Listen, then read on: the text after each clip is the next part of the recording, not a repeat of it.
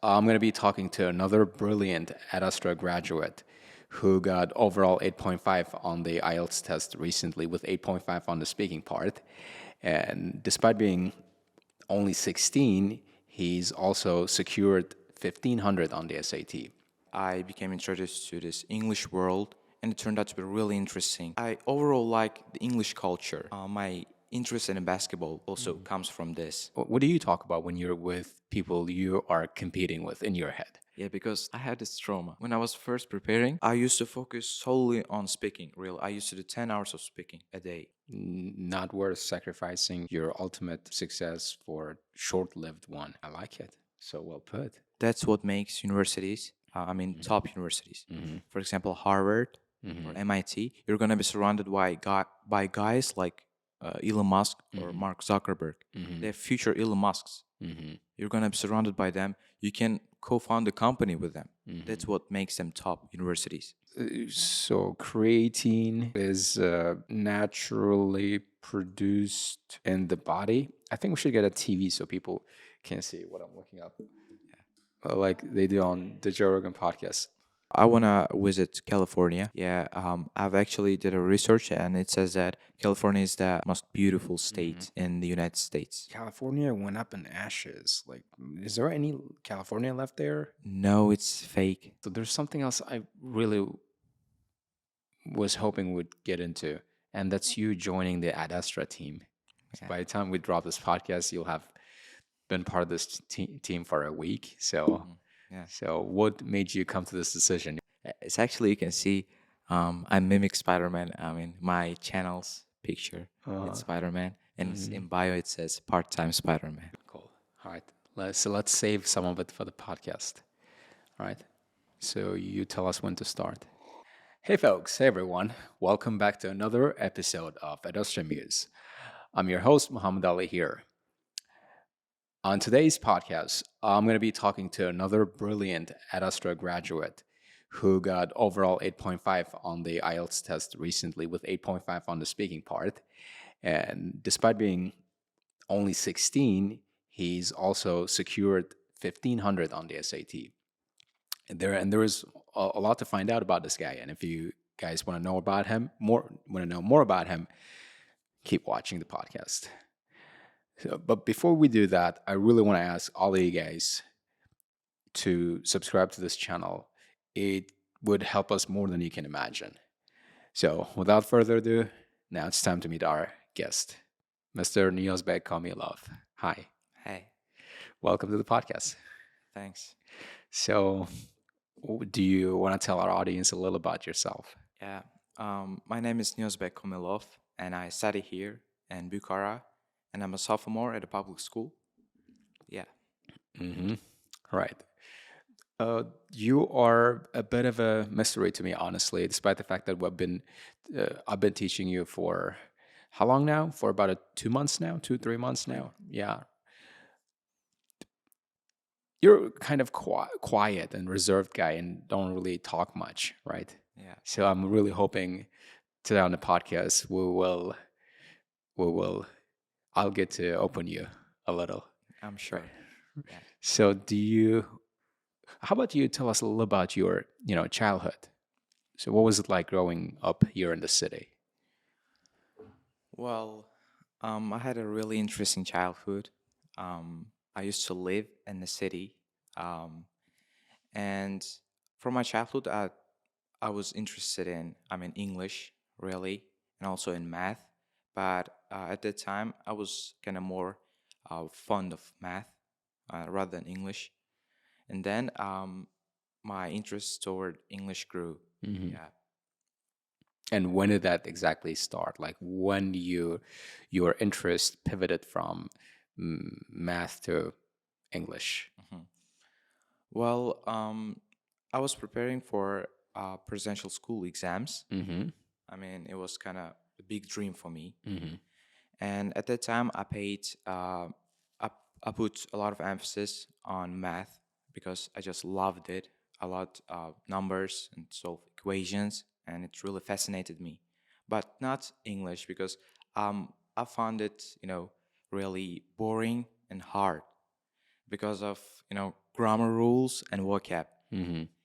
And then, unfortunately, I failed presidential school exam, although my preparation was good. Mm-hmm. And then I started to focus on English, and I became introduced to this English world, and it turned out to be really interesting. And I overall like the English culture, and my interest in basketball also comes from this. Mm-hmm. Basketball is widespread game in the USA, and yeah, and then I started to learn English, and then I came into the IELTS world. Mm-hmm. Now, you said at some point in the past you got introduced to the authentic, real English environment or culture. So, how did that happen? So, who introduced you to that environment, or what place, or what movie, or what mm, particular memory do you have of that experience? Well, initially I used to study with older guys, and they were preparing for university exams, and all they did was learning grammar rules, and I was with them. It felt really boring to me because I had no idea what those formulas mean. And but then I kind of think that learning English is kind of competition. I found myself in this competitive world where everyone was competing and striving to get IELTS, and then like my interest grew kind of. Um, I've always been like this. I really love competition. I really love to win. And then I decided to challenge myself. Why not? Why can I not be like these guys? Why can I not achieve, high results? Why can I not impress others? Yeah, Hmm. So, your newfound interest in English grew out of competition, yeah. right? My desire to beat others and become top.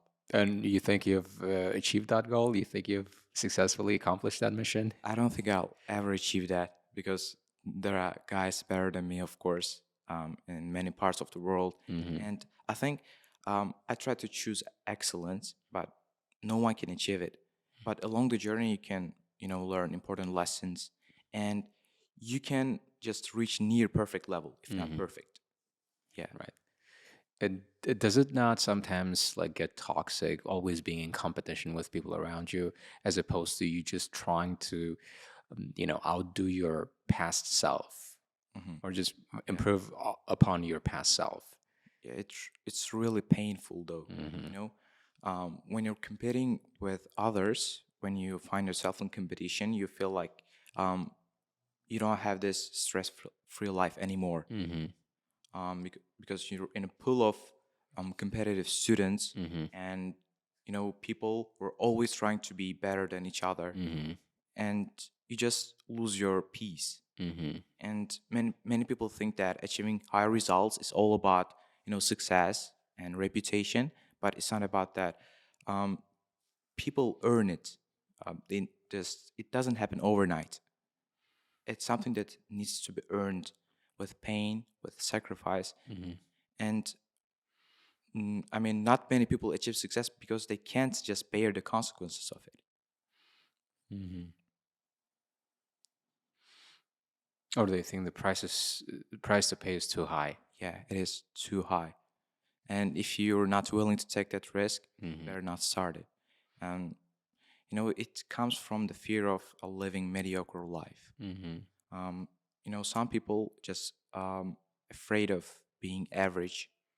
You know, they choose excellence, and they want to be top.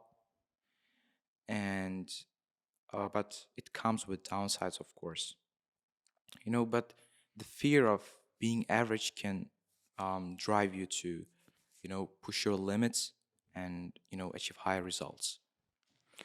But for that to happen, do you really have to be in direct competition with your peers, your friends, like to the point you start hating them, to the point where you just can't have a conversation without an argument, or you just trying to prove each other who's better, right? How do those conversations go? Like, what do you guys talk about? What do you talk about when you're with people you are competing with in your head?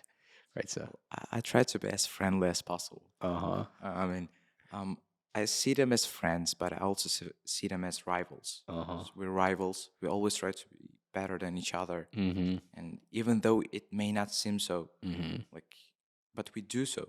I mean, um, we're friends, mm-hmm, but uh, you know, we try to beat mm-hmm, each other.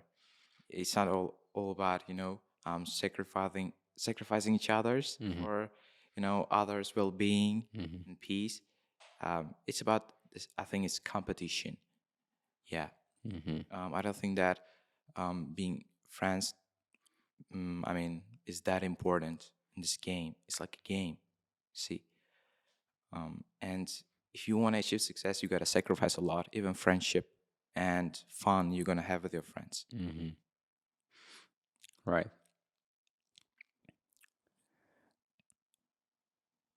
I'm not sure if it's a character thing or age thing, but I think it's mostly age thing because a lot of the young people I had on the podcast told me something along those lines. Mhm.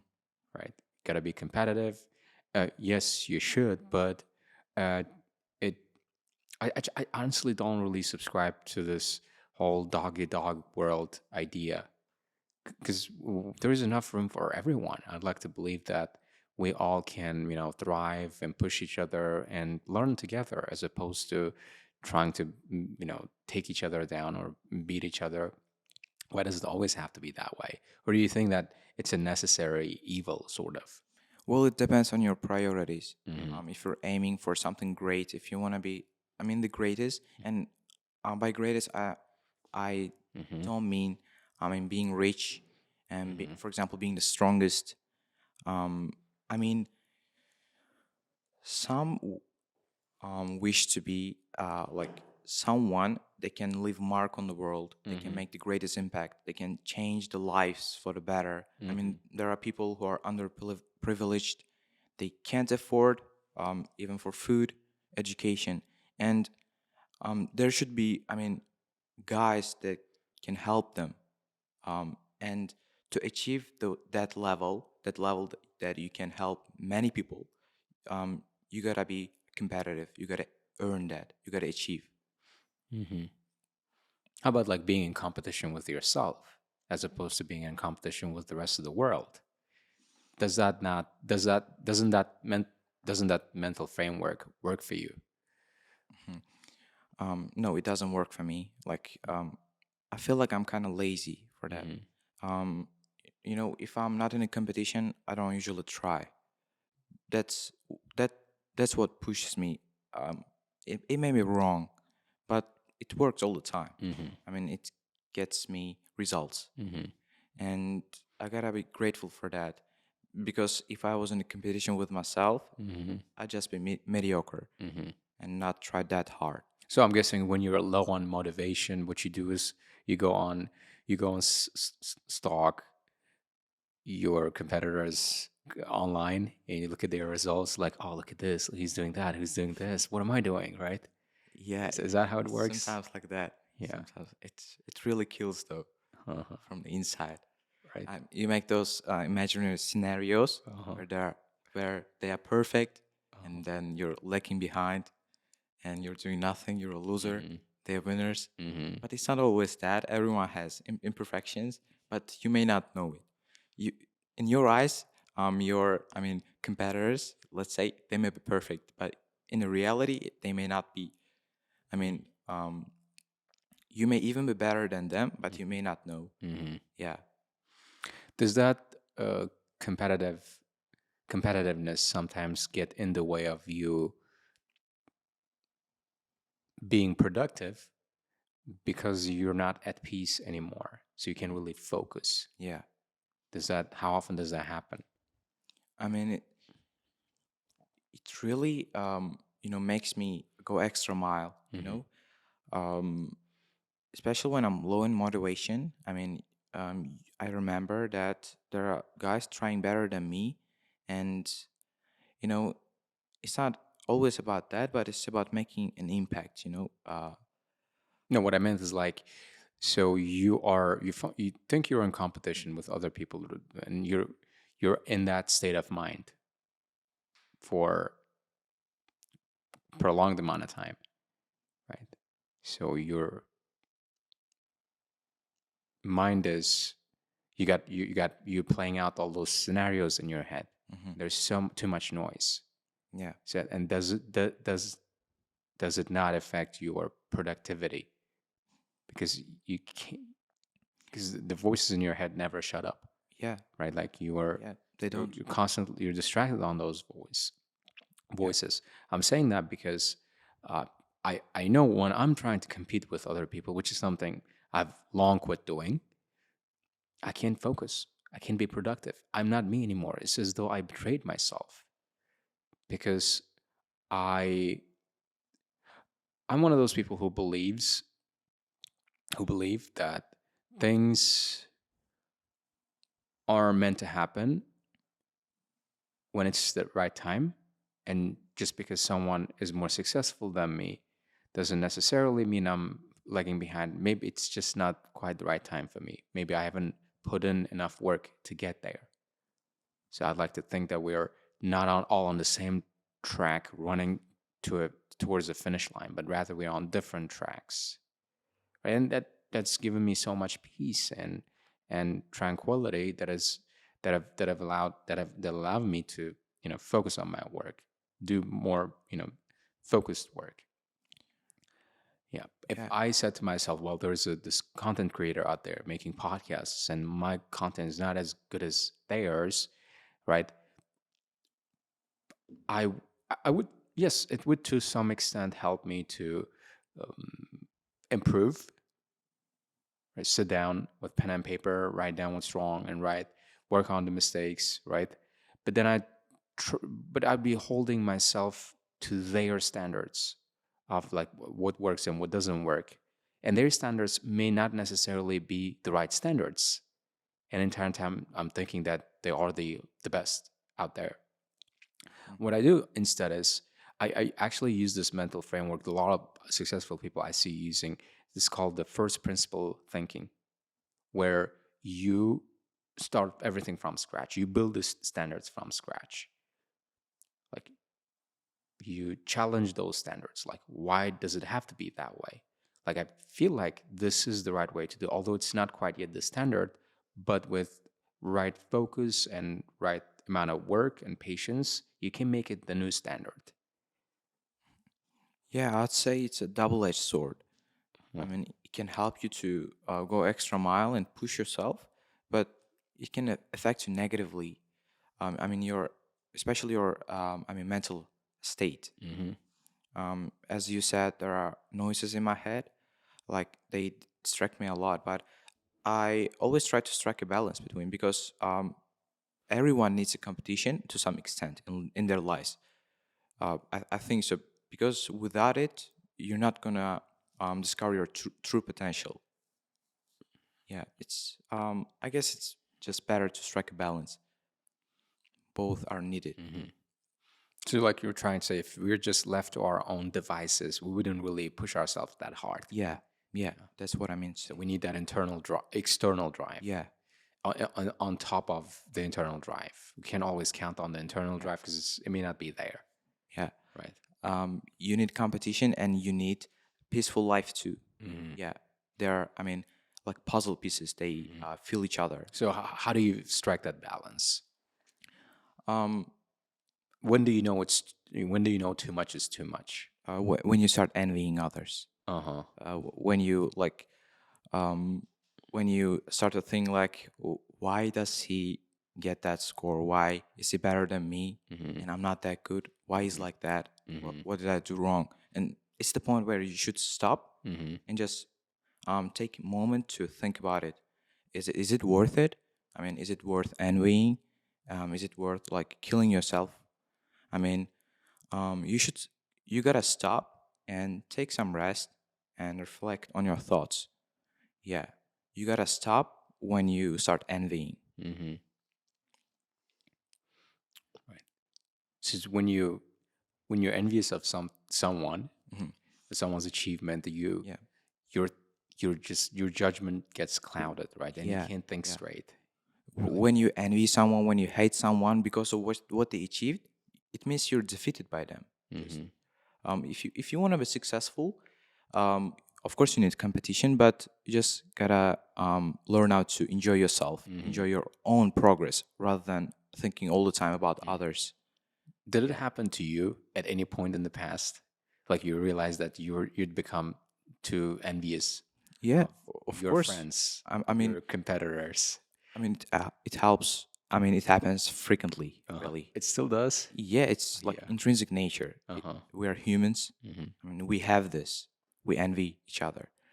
I mean, but the most important part is like always finding the true path.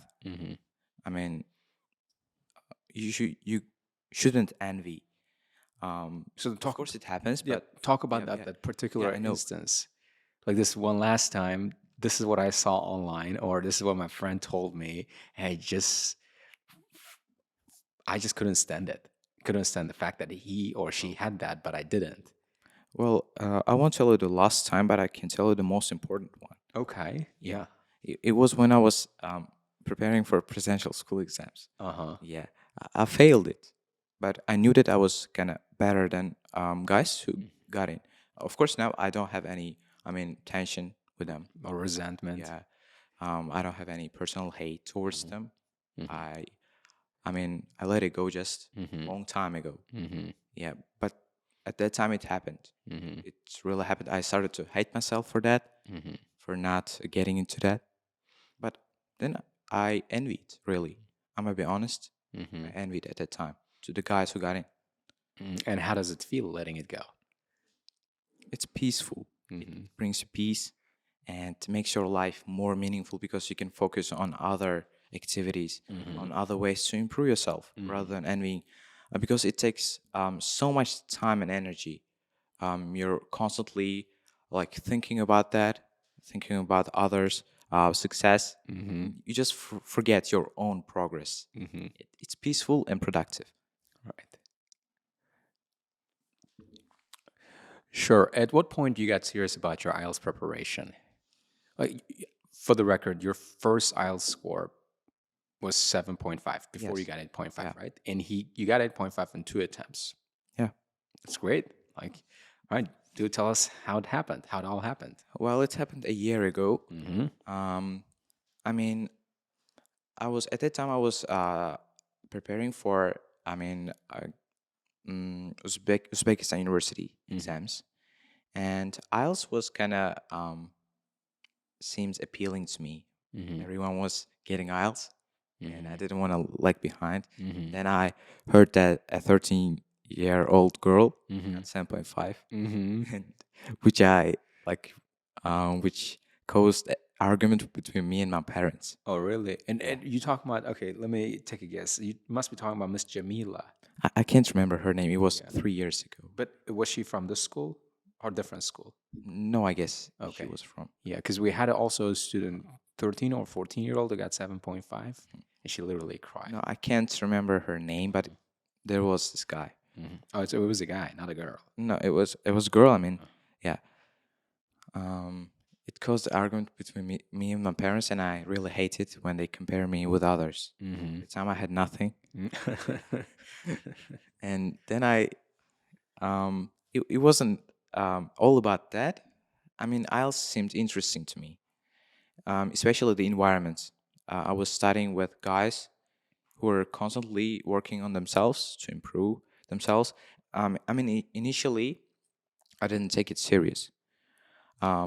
I was just doing it all for fun. I mean, just English itself was fun for me, just learning it. But then things got serious. I mean, everyone was trying hard, they were diligent. So I didn't want to lag behind. So I started to take it serious. I started to see my mock results. It kind of satisfies me when I score higher and higher. I mean, back to back. I really like it. And then it all happened. Yeah, I got just pulled in that competition. Yeah, Yeah. without me realizing it actually. So you're telling me that this was the entire reason why you signed up for the AMA program. No, it wasn't. It was last year. It was when I first took exam. Yeah. Right? And then you went on to do SAT, which is something we'll talk about later, right? And at what point you realized you had to do the ANM program, our program, Alicia's Yeah. program? Yeah. I mean, I had 7.5, but I wanted to improve my academics for U.S. university. And I mean, there are guys with 7.5s who got into Ivy Leagues, of course. But I wanted to, I wanted my academics just to look better, and plus my certificate was gonna expire. That 7.5, so I had to retake it. That's why I joined, because um, I see it as a top program in Bukhara. By the way, it's not an ad. That's, I mean, it's my personal opinion, of course. Yeah, it's really helped me a lot. So, what were your expectations coming into this program? Well, I was expecting to get 8.5, of course. Otherwise, I wouldn't study, because I firmly believe that I could get 8 right after taking my SAT. I was really sure about that. But my goal was 8.5, so I went for it. And I think the only place I could do it is here, Ad Astra. Well, I can see the results, of course. Right. Then how did you like your overall experience of doing this program? All right, and you got to be honest here. Okay, Yeah. don't pull punches here, right? If there are parts you didn't like, if there are any suggestions and any Yeah. points you'd like to bring up, that we got to do it here on the podcast. At first, I liked speaking classes. I mean, with you, because we used to chat. Of course, we did assignments, but we used to chat a lot, and I really like it when someone asks my opinion. I really like to, I mean, express my own thoughts and ideas. I thought you guys hated it when I would go when No, I'd ramble others it. may hate it, but I really like it because it makes classes so engaging. It just, it feels like a warm up. So they remember this one time we spent about 30 minutes trying to define the word good. What is a good boy? Yeah. I thought annoyed everyone sitting in the class. You all look disgruntled. You didn't seem to enjoy the class at all. Yeah, if you don't enjoy this, I mean, conversation, you're robotic. Just, I really like chatting. That's why I initially liked speaking classes, but reading classes were not that That good. fun. Yeah, at first, of course, because um, after SAT, I was kind of used to rely on my comprehension most of the time, because that's what SAT requires. SAT reading requires, and Alicia teacher said me that it's not SAT, it's IELTS. That's it. You gotta just study and do all homework. And I didn't used to do homework. Yeah. And once I was sent out of the class. Yeah. You got kicked out of the class by Alicia. Yes. Why did that happen? Because I didn't do the homework. You just showed up to classes and said, I haven't done anything. Yeah. I'm just I right now. wanted to sit at the back, but he noticed, I guess, and then called me to sit like closer. Checked my book, and it was obvious. And then he said, "You don't deserve to sit in my class," and he said that I was gonna get expelled if I show this attitude. Because and it all seemed easy to me reading. Yeah, because I thought I could do it. That's why I didn't do the homework. I was kind of arrogant. Right. Right. I'm right now imagining Alicia all enraged and fumes. Must have been really angry at the time. Yeah, but it was initially. It's not at the end. I mean, it was all very informative AM program. Speaking classes, you improved my speaking. Of course, my initial speaking score was 6.5 and increased all the way up to 8.5, which is incredible. And I didn't believe my eyes really when I saw first my score, speaking score. And that's what I like the most about my IELTS score. Not this overall score, but speaking score. And also, my reading and listening, not listening, writing. Reading and writing. Before we get to those sections, like you want to tell people how you pulled off 8.5 in speaking, right? Or what do you what do you think were um, some changes you made to your approach to speaking that really made a big difference? Well, firstly, you said that in class, you said that when you use idiomatic language, when you use various, advanced vocab, examiners think that you're native speaker because you can use idioms flexible in a flexible way, and it gets you higher score. That's the thing I first did. Um, I was learning idioms and advanced vocab. Of But you course, see, I tried to use it. yeah, you weren't just doing it randomly. You weren't just picking them up from textbooks. What Yeah, you did was where we were l- took a more contextual approach to learning those phrases and expressions, where you would have ChatGPT rewrite your lines with yeah. some idioms and phrases, and then things would make more sense this way. Yeah, ChatGPT is a incredible tool. It's a monster. Yeah, to boost your speaking, of course. And also, you said that you gotta use a real world experience because when you can lie, of course, examiner may not know, but like, firstly, it kinda you feel guilty for lying, even if it doesn't affect. And also, So this is one of the things actually students usually ask in the class, yeah, teacher, can I lie in my interview? Can I lie in my interview? And what I usually tell them is you can, and most probably going to get away with it, but it's going to affect your energy, yeah, right? yeah, you feel kind of guilty with negative vibes.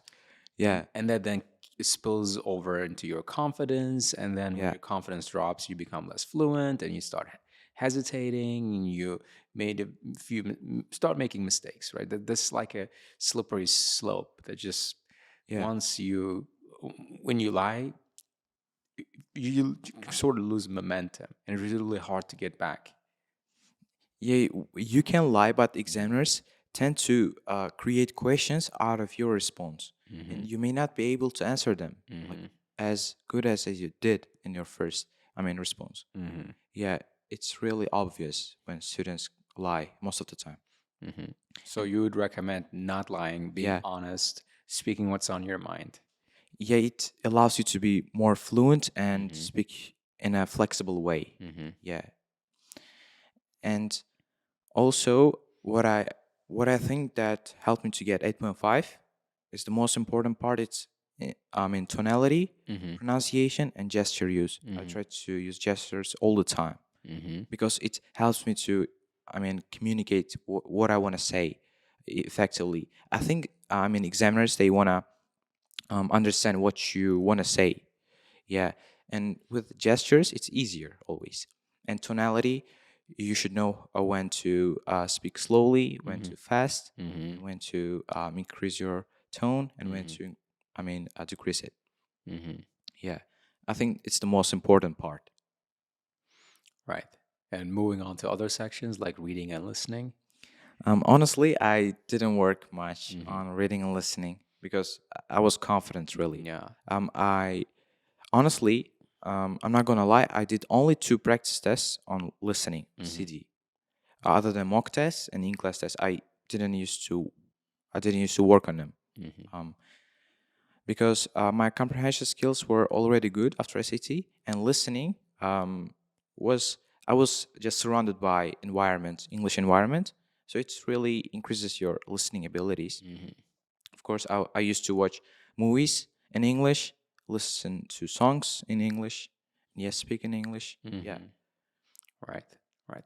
I remember, in fact, you getting the top score on the admission test. Was it you or Miss Nilufar? no, it was Miss Nilufar. Uh huh. I actually got an awful score. It was average of 35.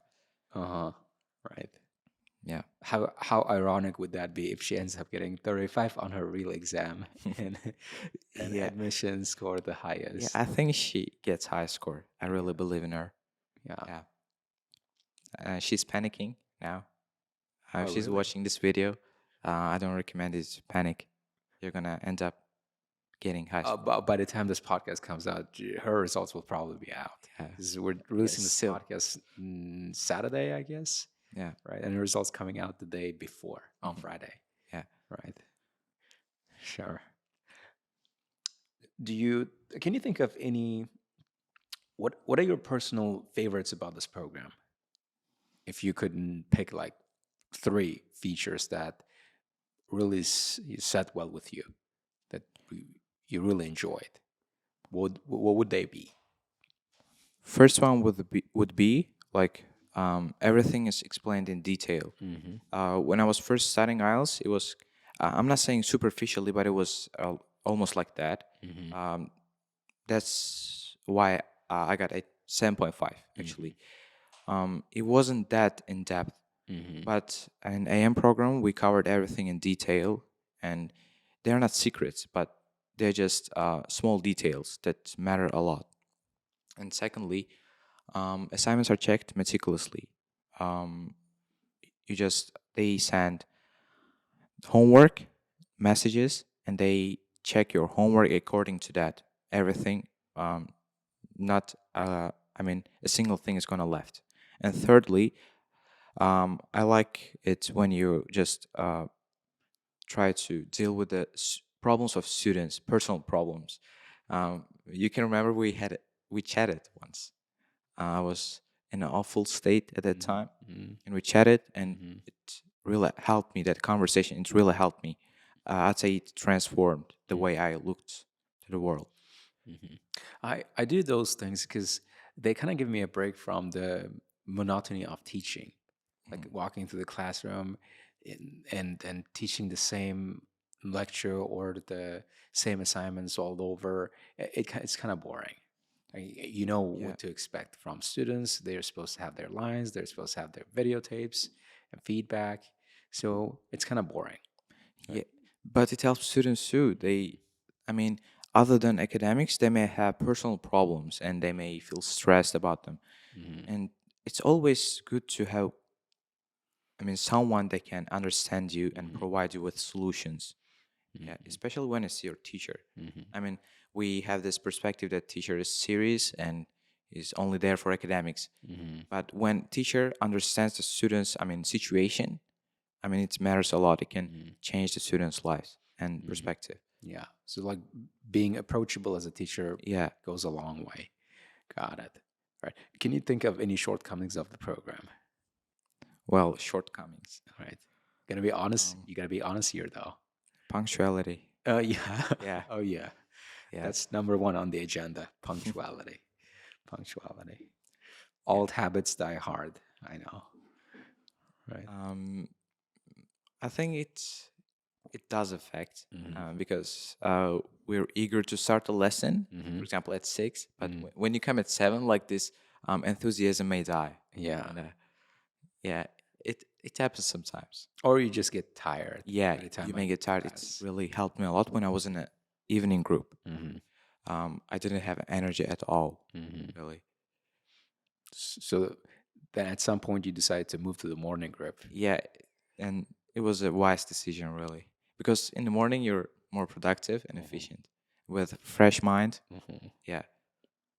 And when you say you all probably also mean me, because it also affects the teacher's performance. But I think with me, you can't really tell the difference. I think I'm as productive in the evening time as I am in the morning, because I'm accustomed to working on full schedule.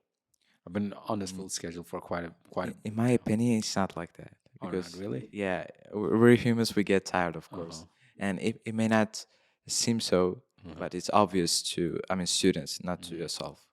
Yeah, you feel a little bit tired in the evening. Yeah, but I still choose not to admit it. Yeah. Right. Do you, what are some things you think we should do differently on our next admission? Well, Or things you would have done differently if you were to teach this program? well, I'd accept students with in I mean smaller numbers. Mm-hmm. So the 12 is too many. Yeah, I mean you have 3 groups now. Mm-hmm. AM program, you have 3 groups, and I think it's too much. Mm-hmm. 2 groups is okay, I guess. Yeah. Evening group especially. I just you can do it in the morning.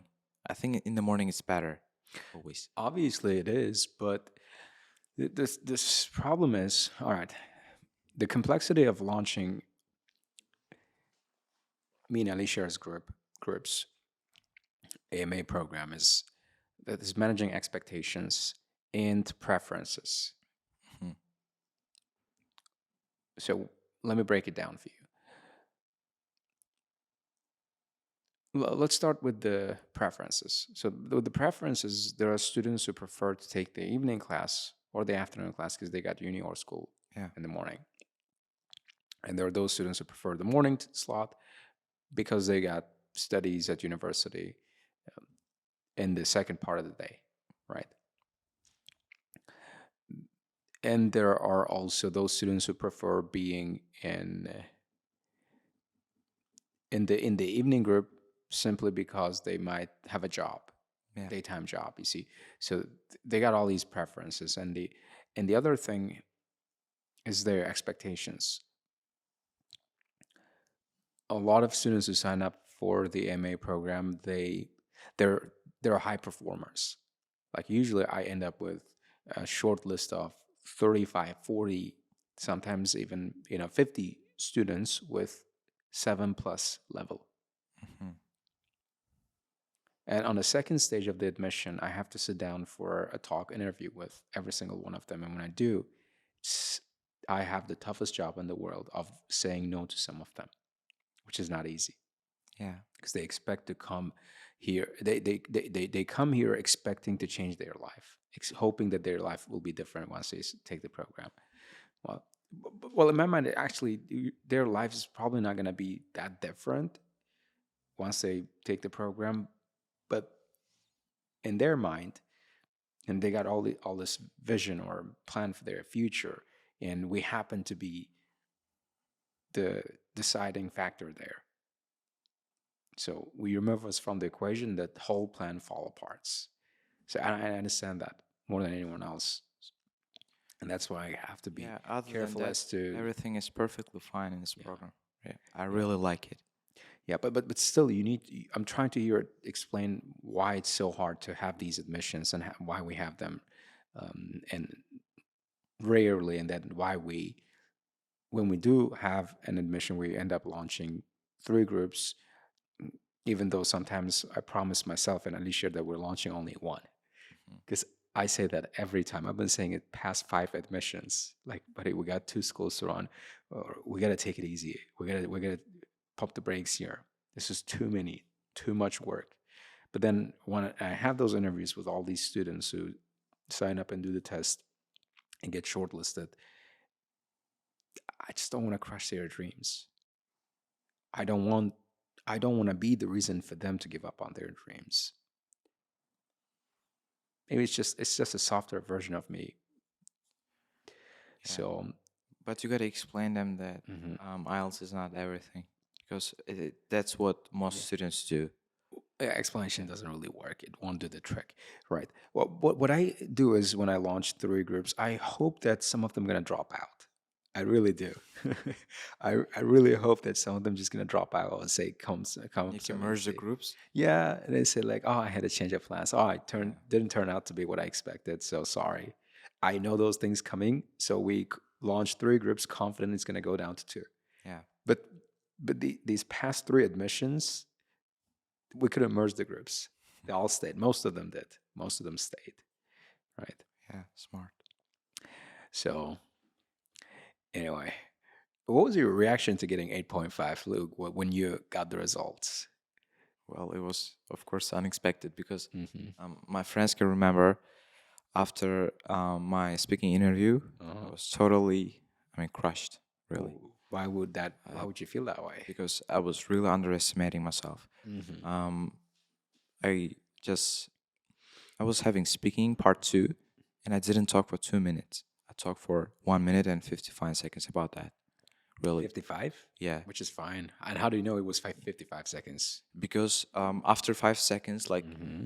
I was trying to speak more, but then she stopped. Mm-hmm. Actually, Now that means you hit 2 minutes. No, I wasn't speaking. I was just sitting Mm-hmm. there. Oh, right. Yeah, Right. so it wasn't 2 minutes. Mm-hmm.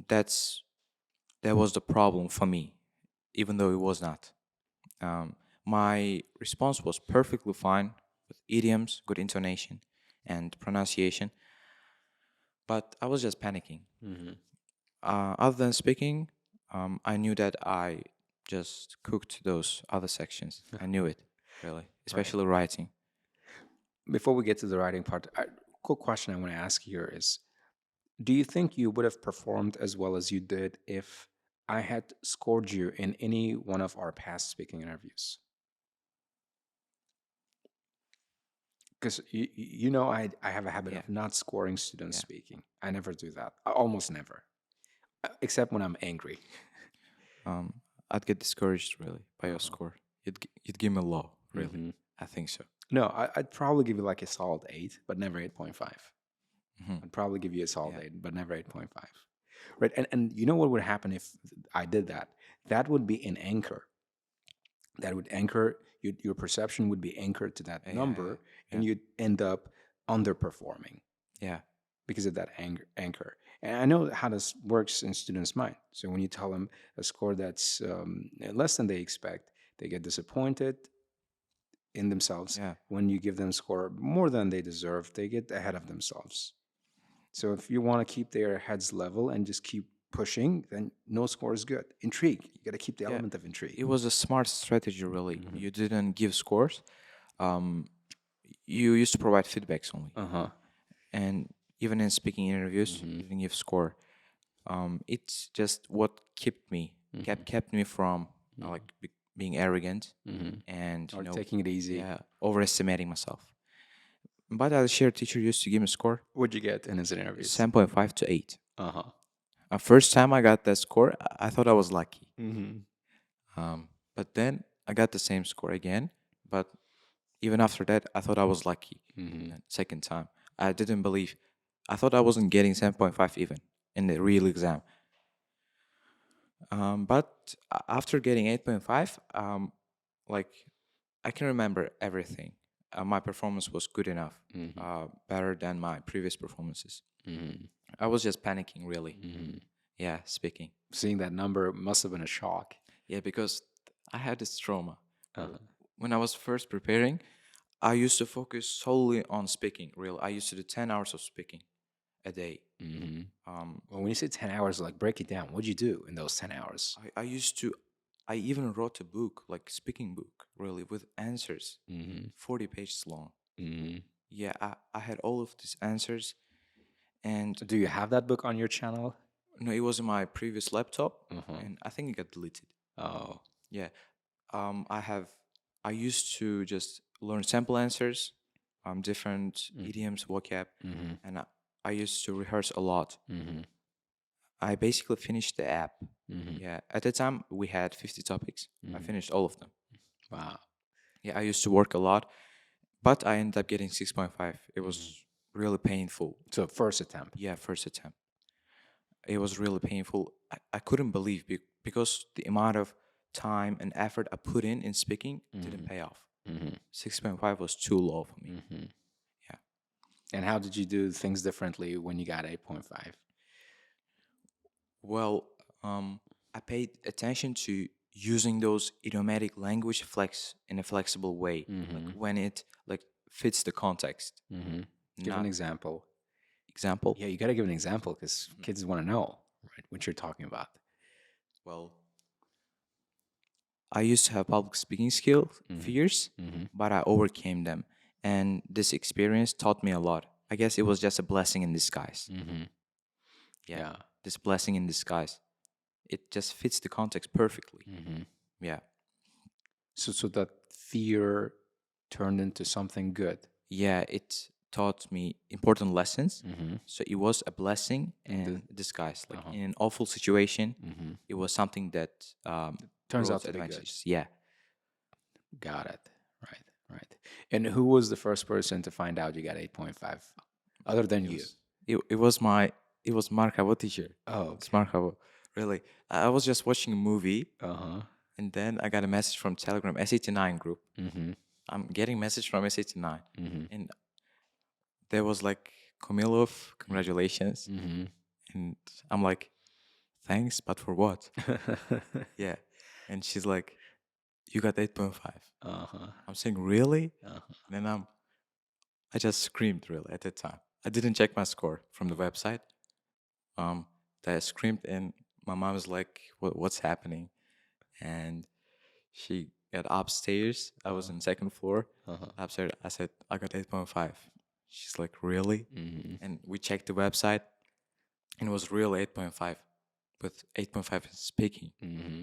You know, there was in the left side it speaking. It really caught my attention. I was just looking at speaking only, not the rest. Mm-hmm. Really, I just screamed when I got 8.5. Right, right. Because the your scores got shared on the staff chat. We have access to Yeah, all students' yeah, accounts and we can see their results. yeah, Right.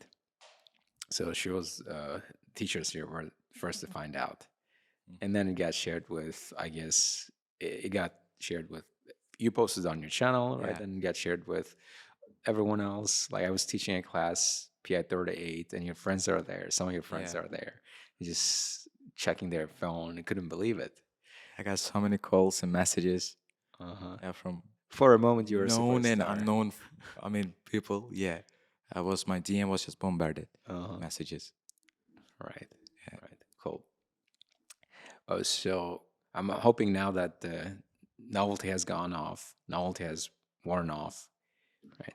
That dust has settled, right? yeah, That hype is gone. yeah. Hype is gone. Really, it feels like normal to me now. Mhm. 8.5. So what? Mm, are you gonna be going after 9? Well, I think that's what many people expect me to do. Mm-hmm. And I got asked it really a lot from many people in my DM Mm-hmm. and even face to face personally. They Mm-hmm. told me you gotta do one skill retake and go for 8.5 writing. Mm-hmm. And I Oh, don't. that's easier said than done. Yeah, yeah. Come on, guys. I can't imagine really 8.5 writing. I mean, it's achievable, Mm-hmm. but I don't want to sacrifice my time. I'm currently busy with university admissions and AP, calculus BC. Mm-hmm. So I can't sacrifice this ultimate success for, temporary one. Mm-hmm. Yeah, that's a really good philosophy here.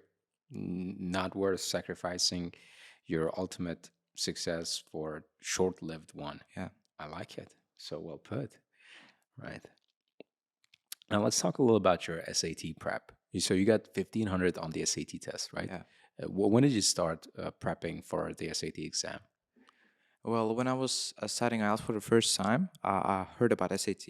I knew that it was standardized tests that help you to get into U.S. universities, not only U.S. but in many countries of the world. Mm-hmm. But at that time, I thought that it was all about math.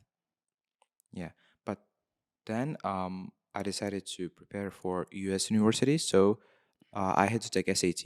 And where did you get that idea? At what point did you realize you want to go abroad to study? Well, it was just pursuit of excellence, Mm-hmm. kind of. Um, I was ready to work hard, to take risks and achieve great results, and I thought that, um, like getting these results is not worth studying in Uzbekistan. So I wanted to go for a bigger challenge, U.S. universities. Yeah, Mm-hmm. and they can give me a world-class education also. Mm-hmm. I can cover my major, learn my major in depth. Yeah, Mm-hmm. And possibly cover your expenses if you win a scholarship. yeah, and they also pay. Greater emphasis on education than in Uzbekistan. We have a good quality education, but not it's not as advanced as in the US, Yeah, obviously. obviously, Yeah, obviously, it's just two different worlds, two different yeah, countries, right?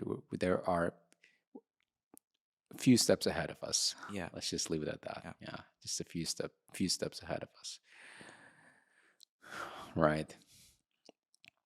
You could actually get the same kind of education here in our country in yeah, Uzbekistan, but yeah, it's really about the environment.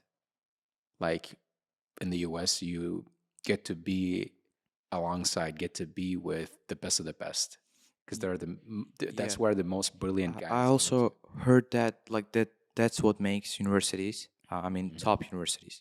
For example, Harvard or MIT, you're gonna be surrounded by guys like Elon Musk or Mark Zuckerberg. They're future Elon Musks. You're gonna be surrounded by them. You can co-found a company with them. That's what makes them top universities. Yeah, Yeah. right. Someone said once, uh, so neatly, universities like Harvard and MIT don't produce great students, they admit great students, they do. right? And that's their strategy here. That's why their acceptance rates are so low. 2%, 3%, 4%. And we kind of use the same strategy here at Ad Astra, like through the admission process we have. That people think that yes, we do put in a lot of work in helping students to the best we can, but we have to give credit to all the other teachers who've helped those students to come to this level, to qualify for our programs here, to our rigorous programs. So it's not really our success that you got 8.5. It's also the success of all the other teachers you had in the past who helped you to become eligible for what we do here. I think what you do can be can be similar to bodybuilding. For example, I heard that when people reach their natural limit, for example, when they train but they don't gain muscle. Bodybuilders they use then steroids after that. It's it like helps them to gain extra muscle. Without them, they can't do that. So I think what you basically do is like admit students with who hit their natural limits and steroids. Yeah, it makes them like a lot better. Right. But guys, we are not professionals here. Do not take any advice from us. Steroids are dangerous. Kids, stay away from them. And you actually, it's actually a wrong statement to make when you say they can't do it without steroids. There are a lot of natural bodybuilders who are doing it without. There are steroids. natural bodybuilders, but you have this natural limit. Yeah, you can't compete professionally with those. Enhanced guys without steroids. You think you think those bodybuilders like C-Bomb, Chris Bumstead, he's doing steroids? Do you think he's on steroids? Do you know who that is? What do you mean? He's on steroids. He's a professional bodybuilder.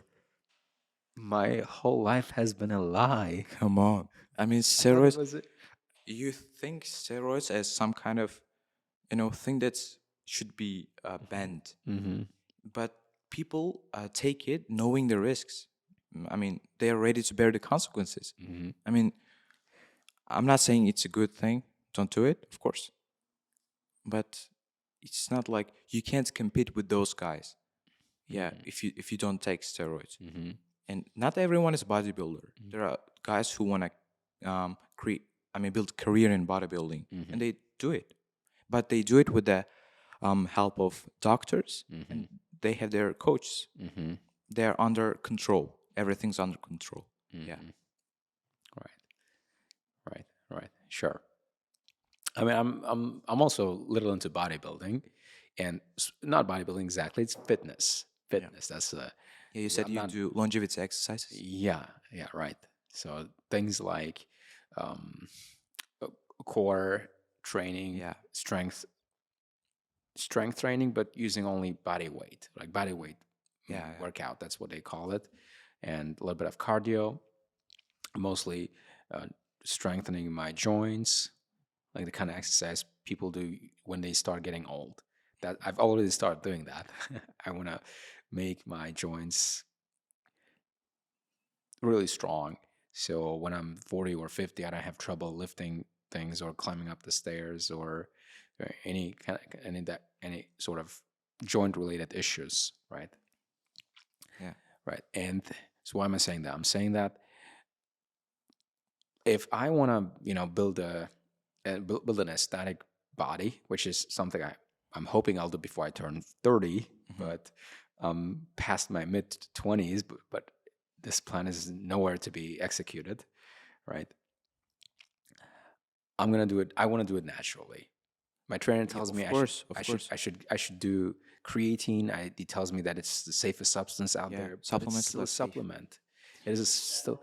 it's in a way, the problem with the taking creatine is it's a way, it's like admitting myself that I need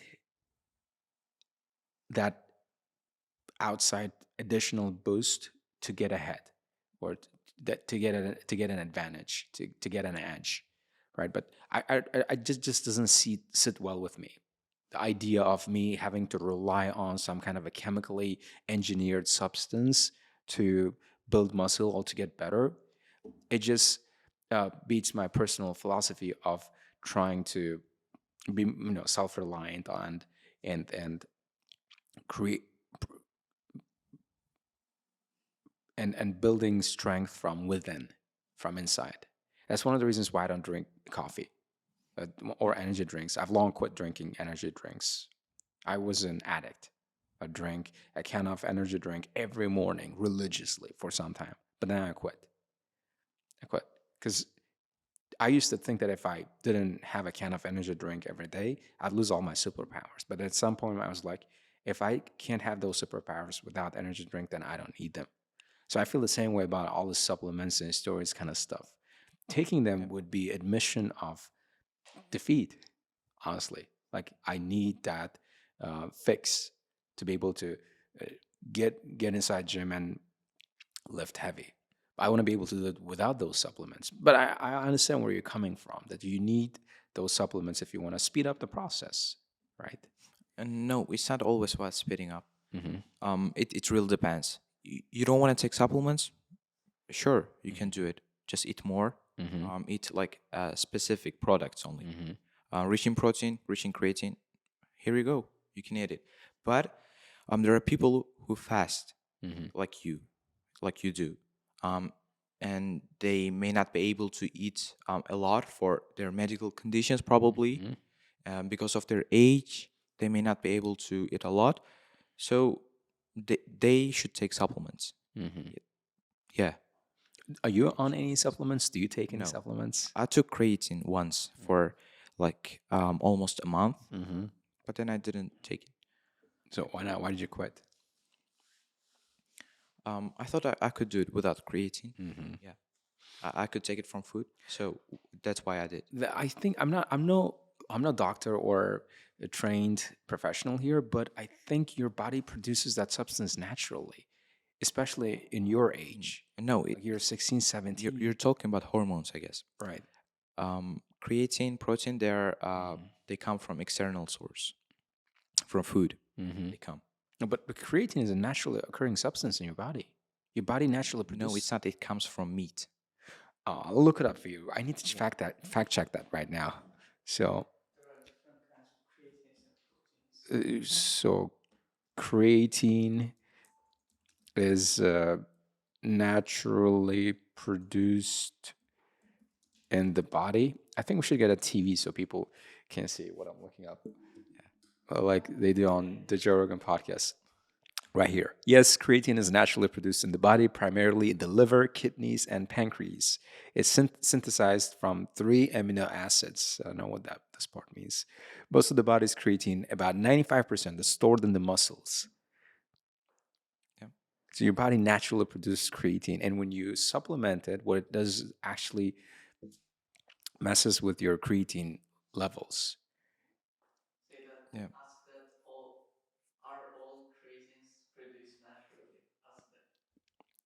Are all creatines produced naturally in in the body? Okay.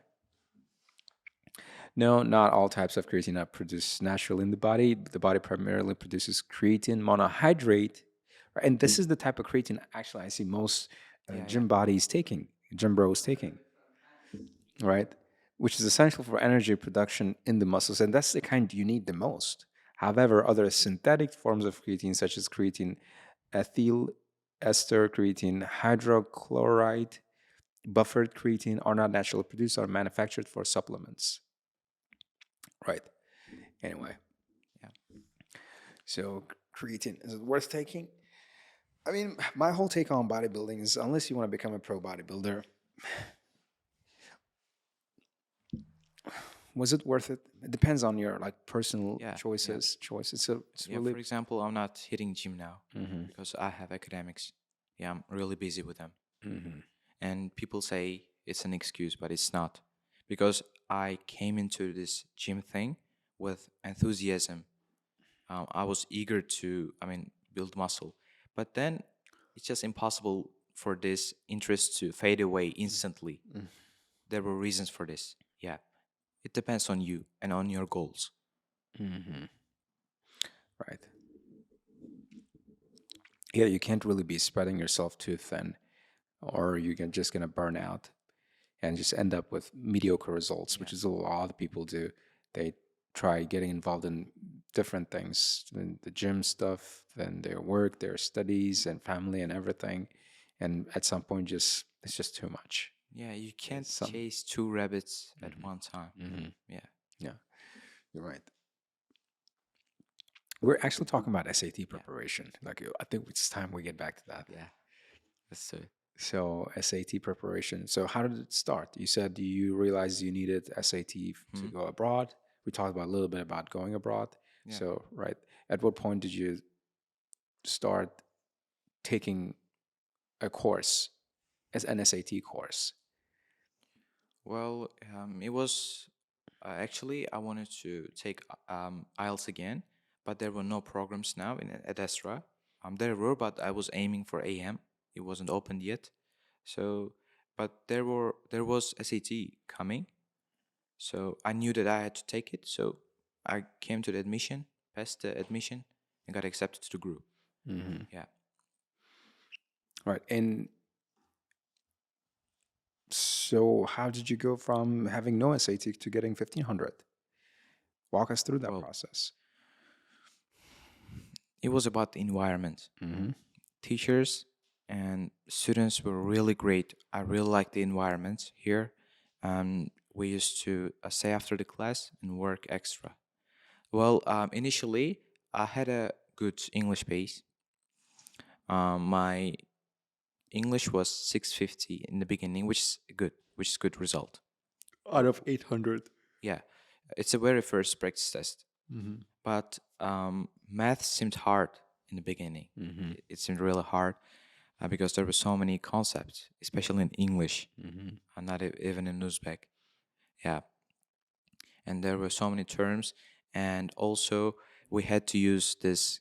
Actually, in SAT, we use Desmos. It's a calculator. You gotta use it, and it seemed challenging to use it at first. But then, after practice and with the help of my mentors, I could do it. Yeah. First I got 1450 in August. Well, um, I think I could get higher at that time, but it was all about my expectations. Like I thought that without second time submitting taking SAT exam, you can't get 1500. That was my mindset at that time. It was really weak. So I ended up with 1450. Then I came to Ad Astra again, studied SAT, then got 1500. Yeah. So what are the things that you think helped you the most to get 1500? Well, going from IELTS to SAT taught me one thing. When I was studying IELTS, I used to work hard, but in SAT, smart work matters. It's more important. Yeah, you shouldn't spend hours on practice. You just gotta analyze your mistakes and work smart. Yeah, it saves a lot of time and energy, and it causes great results. Brings great results rather than working hard. Yeah, and also some students they look for shortcuts to achieve higher results, and there is one shortcut, and it is like shortcut to success is realizing that there are no shortcuts. Yeah, because when you're looking for shortcuts, you waste so much time and energy. Um, that energy could be spent in progress. You could make a progress with that energy and time. Yeah. You got 800 on the math section, right? Sorry. Yeah. So 800 on the math section. If I were to take the SAT test or prep for the SAT test and wanted to brush up on my math, and by the way, I have degree in economics, so I know a little bit of math, Yeah. right? I hope. But my skills are at this point are limited to Excel, right? This is something ironic about whole this math deal is that before getting into university, you spent hours cracking some of the toughest math equations and numbers. And you go to university, study advanced math, calculus. Yeah. And when you get a real job, you're just using Excel sheets, spreadsheets, Yeah. and all the formulas are there. It's kind of crazy. You studied that much information, but then you end up with using only Excel. So back to my question. So if I wanted to brush up on my math, could I do it online, and where can I do it? Honestly, I don't believe in online studying. Really, I don't think it's that much effective unless you have results. For example, if it's your second time taking SAT, go for online if it's available. But I think it's always better offline because you're under the guidance of your mentors. I mean, face to face personally, and they can track your progress effectively. And also, I think in order to get 800, perfect 800 on math, you have to find the logic behind every problem. For example, when I was learning formulas and concepts, I didn't just memorize them like my other group mates. I used to just find a clue behind this. So, for example, there's this concept. So why is this happening? Why is it like this? How does it work? Does it have some exceptions or not? How can I apply them? Yeah, when you find the core meaning, I mean, what the question is asking and how you can deal with it, you can get all the questions correct. So shortcut to 800 is logic. Yeah, Right. because there are so many math geniuses, I mean, in the world, and some of them may not be able to get 800 on math.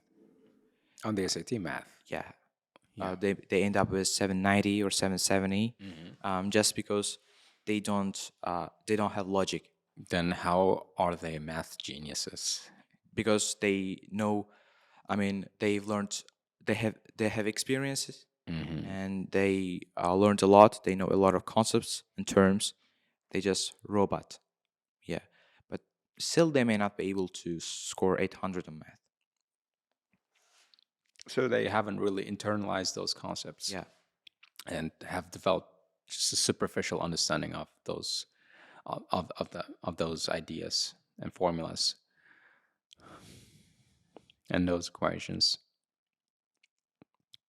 What are the things you would have done differently about your SAT prep if you could do it all over again? well, I'd started earlier because after IELTS I wasted 6 months. What were you doing in those 6 months? Um, I literally wasted it. I was playing video games all day long after school. Really, it was such a big loss for me. Loss of time. I could have got SAT. I mean, third time by now. Yeah, if I'd studied earlier. Oh, probably would have got 1600. Yeah, Would have been the first to get probably, 1600. probably. Yeah. Yeah. Right. Sure. Now, and currently you are working on your college application, right? Yeah. So what are the things you're doing specifically? So when you say college application, is it something like you set up on this website they call College App, right? Common App. Common App. Common Yes. App. Do you have your account there? No, I don't have, because you use it when you're applying to colleges. I'm applying to colleges next academic year. Yeah. So there's no reason for you to go Yeah. and open one right now. I don't need it now. So basically, what I'm doing now is improving my extracurriculars. So what extracurriculars are? They are activities you do beyond school. For example, you can participate in school competitions, but they are not considered extracurriculars.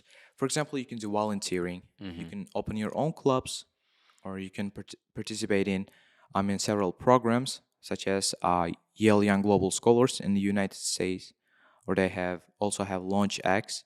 So they are considered extracurriculars because they're beyond school.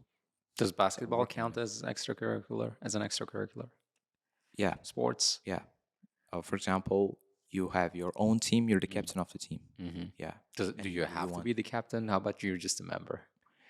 Um, you know, admission officers, what they look for is leadership. When you're captain of the team, you carry the team. You have all this burden and responsibility. When your team wins, I mean, championships, tournaments, it's not only your team's win, it's your win. Yeah, because you're the captain. You guided them through this journey. And why do admission officers look for leadership qualities? Why is it so important? Because that's what leaders, I mean, the successful people have. Yeah. For example, you can look at Elon Musk, Mark Zuckerberg. They are entrepreneurs. They're basically leaders of a great, I mean, big companies. Yeah. So these universities want to produce or help the next Elon Musk or Yeah, the of next course. Zuckerberg. That's They don't what want they just look for. they don't want just some Joe coming to the university, someone who would not want to accomplish something big with their lives. Someone they're looking for someone who's there to make a big impact. Yeah, that's what makes them, I mean, prestigious.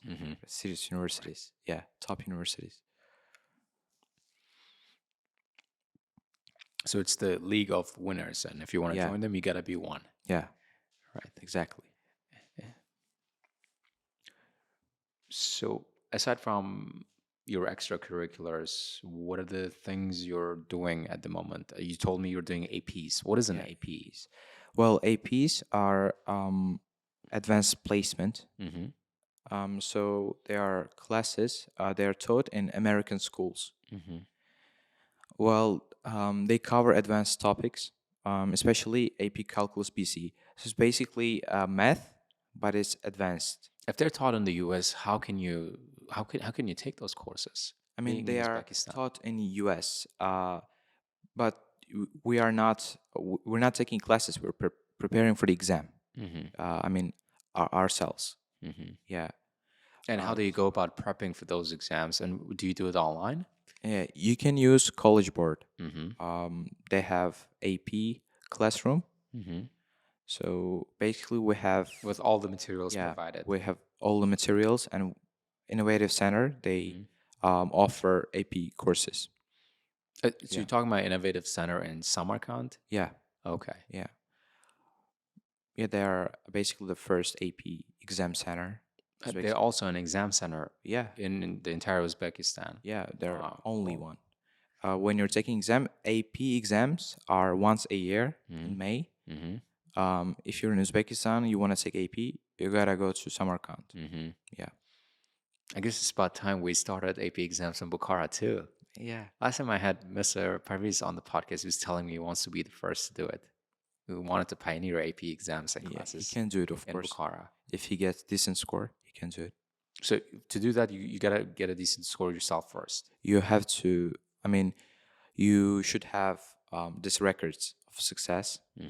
You should have this, I guess, I don't know how to open an exam center, but I guess you should have, you should be able to make an impact in Uzbekistan community. You should have this role in the community as prestigious center. Yeah. Wow. Because if we want more of our kids going to these big schools, then we have to set up the conditions and the facilities for them to be able to get the grades and the certificates, do the extracurriculars to qualify for those universities. Yeah. Exactly. Right. Off the record, you would be pursuing economics Yeah. at university, and why choose economics? Because I'm gonna be honest. I want to be rich, but it's not about like this fame and opportunities. There's a reason for that, for being rich, and it's I can only do it when I'm a successful businessman. Mm-hmm. Yeah, and it requires a solid understanding of economics. So you gotta be able to use these economic concepts to your real life business situations. Yeah. But as someone who got a degree in economics with finance, I don't think you really need a degree in economics to be a good businessman. You need a degree in business. But you can do. I mean, you don't need degree in business. You need, I guess, Okay, experience. that's what people say, but you really do. I beg to differ. You really do. There are important some important business concepts that I was taught as part of my economics Yeah. class, but because I was doing a major in economics, we primarily focused on economic concepts, microeconomics, right? Yeah. Basically, there's this major called business economics. Uh-huh. So I'm planning to pursue that. Mm-hmm. Yeah. Tell them what kind of business idea you got. What kind of business you think you're gonna be launching? Um. Well, I don't know for sure yet. Really, Mm-hmm. it depends on where the life takes me. Mm-hmm. Really, you can't predict the future, and I don't have plans for that. Yeah. So, but it feels right to pursue economics Yeah. and business at this point in life. So Yeah. that's what you're gonna do. That's what I mean. Economics seems interesting to me. Like you gotta pursue what's interesting to you, and because one day you shouldn't regret that you chose this field. For example, I have friend who is currently pursuing medical degree, but he regrets it. Yeah, I don't want to regret like that. Mm-hmm. I want to study what I find interesting and appealing. Yeah, Right. Do you got any dream university you're aiming for? yeah. I want to study at Yale or Harvard Mm-hmm. Well, why these universities? because they offer, I mean, world class education, Mm-hmm. especially in my field. Well, so does Cambridge, so does Oxford, but why Yale? Why Harvard? Well, So how they would are you? in the UK. Uh-huh. I want to study in the US. Well, yeah, Okay. Well, there are a bunch of well, other universities that offer world class education, like UPenn. yeah. But you know, you should have this favorite universities. I mean, you can't. So how would you Yeah. go about explaining that to your admission officer in your essay? So imagine you're sitting across the table from him right now. So what would you say to your admission officer? So why us? And you'd say world Well, class education, I'd and then say that you have proven records. I mean, successful businessmen they graduate from you, so does UPenn, so does all these other great but they produce the universities. most successful ones. Uh-huh. There are successful businessmen that there are most successful. I mean, the top ones. I don't think Elon Musk went to Harvard or Yale. Yeah, Donald Trump didn't go to he Harvard. graduated from Princeton, I guess. Uh-huh. Elon Musk. So why don't you want to go to Princeton then if you want to be as successful as him? But you see, there's you have these favorite universities. You see, And there why are is they your favorite? because they're prestigious. Oh, Yeah. well, yeah, right. So you think the prestige. So when you say Harvard to people, it's just more impressive than saying UPenn, because a lot of people may not know what UPenn Yeah. is, right? Yeah, like that. Except for those in the college application community, right? Yeah. But Harvard. these are my dreams. I mean, they're ultimate dreams. What I mean is, like, of course, I'm gonna be discouraged if I don't get into those universities. But I'm, of course, gonna apply to, I mean, lower tier universities too. Mm-hmm. Yeah, because getting in those universities are easier said than done. Really, they select the most, I mean, best students. Yeah, Cool. So you still got 2 years to go. I'm sure that's and you're that's gonna, actually a year. a year. Yeah, So isn't it that a year and a half? year, less than a year. Less than a year, Yeah. because the admissions close No. 2025 December. Yeah. So you got until this year December to work on your college application, Yeah. write your essays. Cool. Oh, what are some hobbies you have outside your studies And you know, before we talk about your hobbies, though, there's something else I really was hoping we'd get into, and that's you joining the Ad Astra team. So Yeah. by the time we drop this podcast, you'll have been part of this team for a week. So, Yeah. what made you come to this decision? You want to talk about that a little? Yeah. Um, I've always had this passion for teaching. Mm-hmm. And before, um, at that time, I had IELTS 7.5. That's it, no SAT. And I actually went to a lot of, centers. Oh, really? Looking Yeah. for a job? Yeah, I got accepted to some. I got rejected. I don't know, because of my age probably, Mm-hmm. and they didn't believe. And of course, I don't have this impressive results. Mm-hmm. Yeah. And when I was studying at Ad Astra, I didn't have this intention of teaching. Mm-hmm. But then I realized that it comes with benefits. Yeah. I can list them if you want. Yeah, sure. Please. Firstly, I'm working as a both IELTS and SAT teacher, Mm-hmm. and teaching SAT helps me to improve my own SAT skills, because I'm teaching and I know what weaknesses students have, and I know what mistakes are they making, so I can avoid them. Yeah. And secondly, it helps me to contribute to someone's life, contribute to someone's success, and it's really, it's rewarding to feel like a part of a good cause when students get higher results. Yeah. And thirdly, it helps me financially.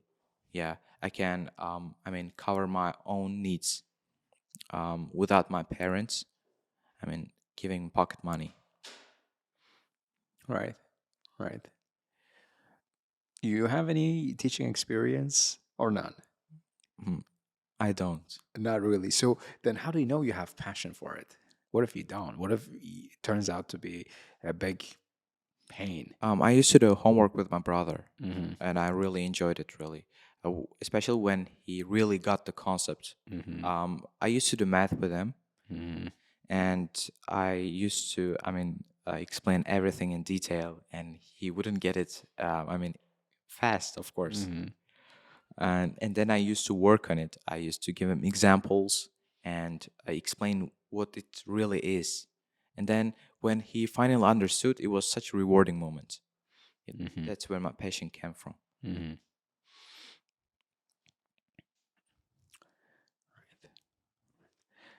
Are you excited for this job? Yeah, I'm really excited. I like the environment, the camaraderie here. Uh-huh. It's like unmatched, really. I've been to many classes. Mm-hmm. I did class observations. It's really great here.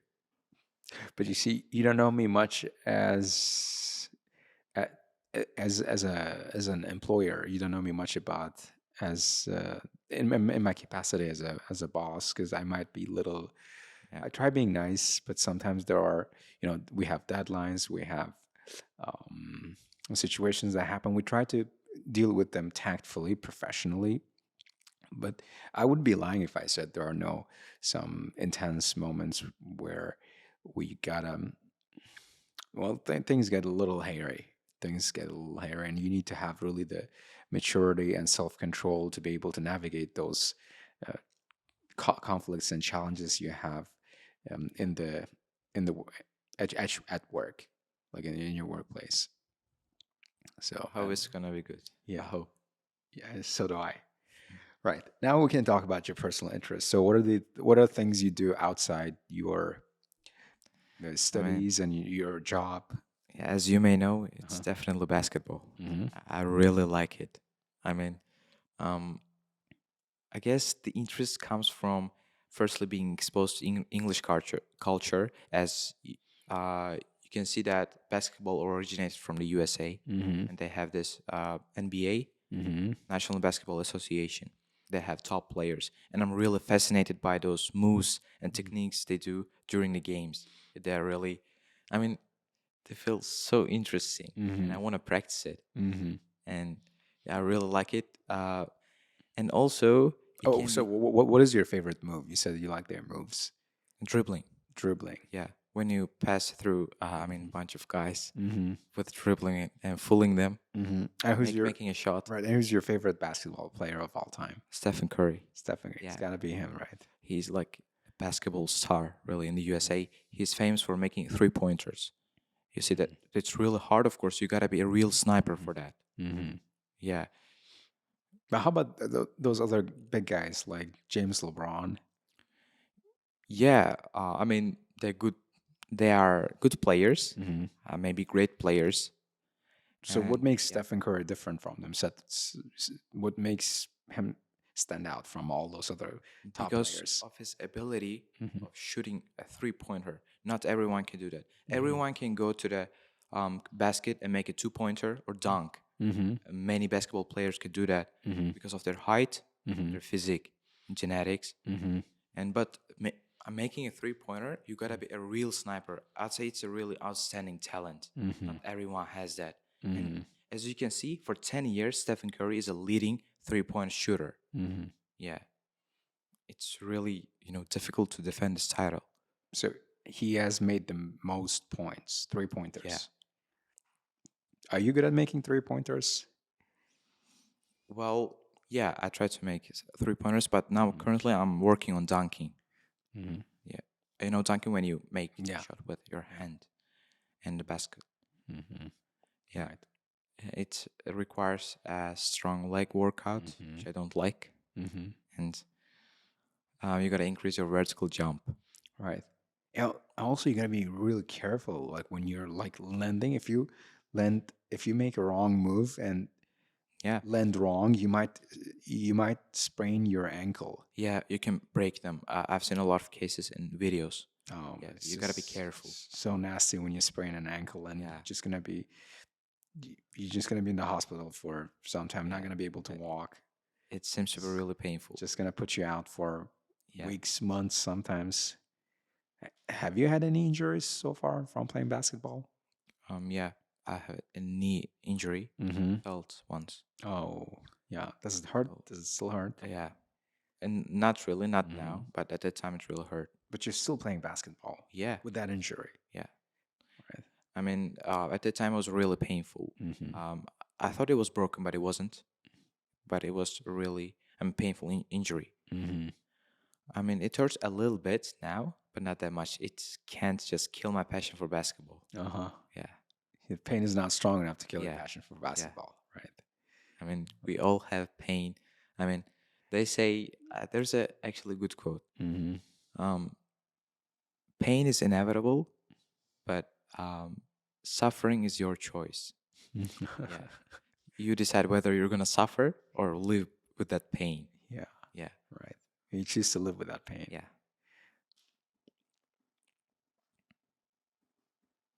This quote right here just made me stop and think about my decision last night I made Back about injury.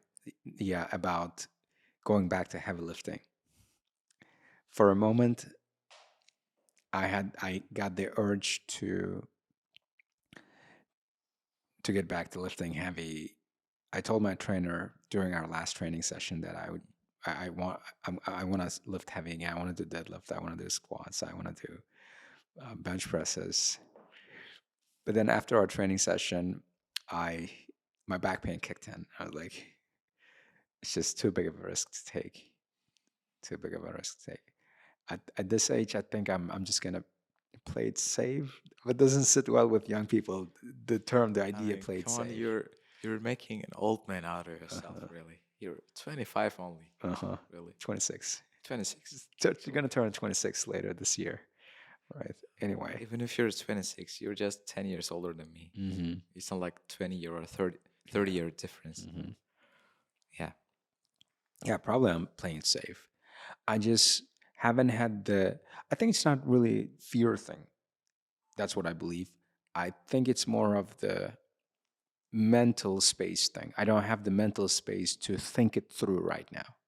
Mhm. So if I want to go back to it, I really want to think it through, all my choices, and I want to do it right this time. A proper diet, proper supplementation, and everything. Yes, I'm going to do supplementation if what it takes to put on weight and uh, build more strength and muscle and body mass, right? But I really need to think through all these choices, Yeah. for which I don't have time. So it might happen, maybe, but I doubt it's happening really anytime soon, unless I take a break from one of my responsibilities here at the school. I should either quit teaching for that or running the school, neither of which is an option. Yeah, right. So outside basketball, so you also like doing other things. You said you like playing computer games, right? Do you still Yeah. play them? Yeah. I play CS. Okay. CS. Counter Um. Strike. Yeah. Is the classic version or global offensive? No. Go. No. Okay. It's actually CS2. CS2. Yeah. But not now. I used to play it. Mm-hmm. It's like I don't have that much passion for that, but Mm-hmm. I play it whenever I'm free. When I have nothing else to do, Mm-hmm. I may play it. But it's not definite. You wanna play CS:GO with me? Sure, Yeah, because I'm an ex CS:GO player. Ex. but My skills are a be little careful if you rusty. can bear the loss. Yeah. Be careful though. Right. Yeah, Let's make a deal. If you get 9 on the IELTS or SAT 1600, we can play CS:GO for 30 minutes. yeah, sure. 30 minutes. We can set it up on your laptop, right? On our laptops Yeah, and play. Yeah, yeah. I let's do mean, that. Awesome. So, so how about movies? Do you like watching movies? You said you like watching movies too. yeah. I like watching Marvel movies produced Hmm. by Marvel. What are your top 3 favorites? Spider-Man: Far Away from Home. Okay. Spider-Man: No Way Home. Uh-huh. The Amazing Spider-Man 2.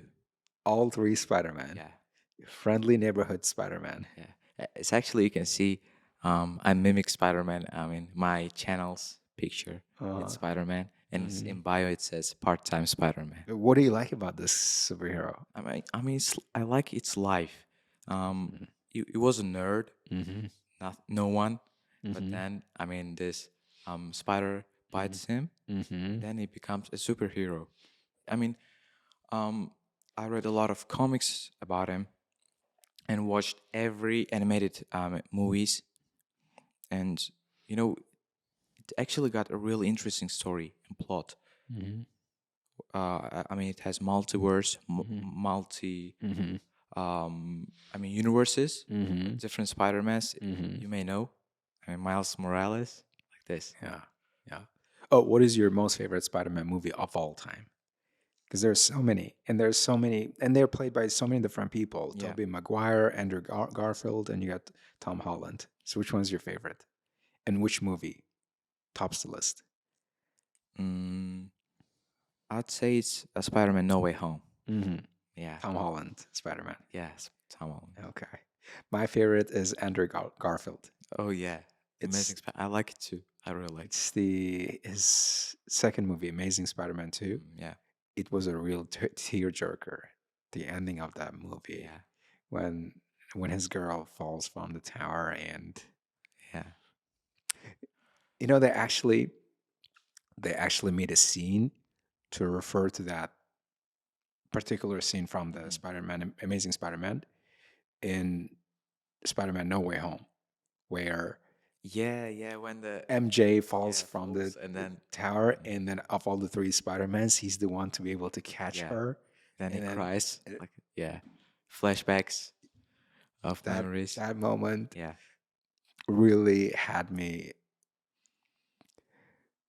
feeling something. yeah, I'm not gonna say I cried because I don't really cry, but it made me yeah, feel something.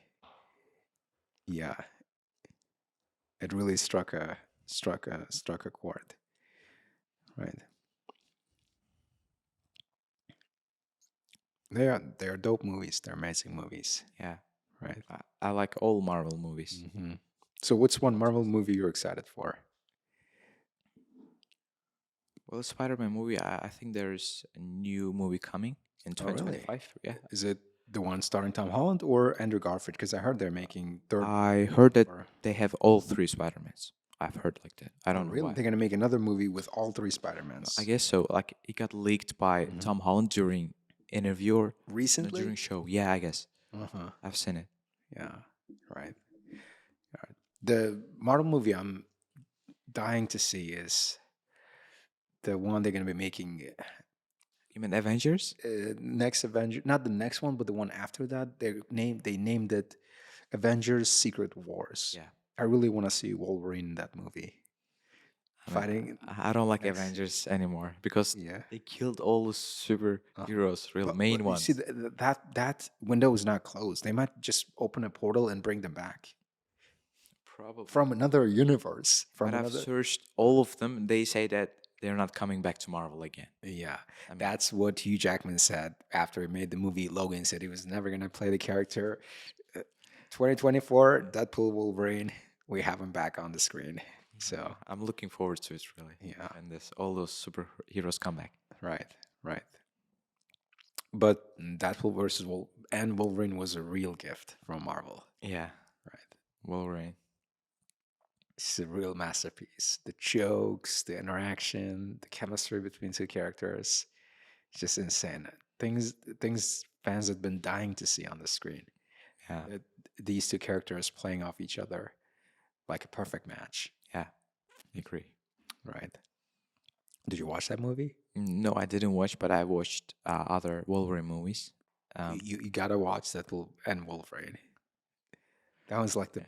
Actually, we wanted to watch it in movie night, but it said that it has some sensible scenes. I guess I don't know, sensitive, sensitive scenes. Yeah. sensitive content. They got- They got.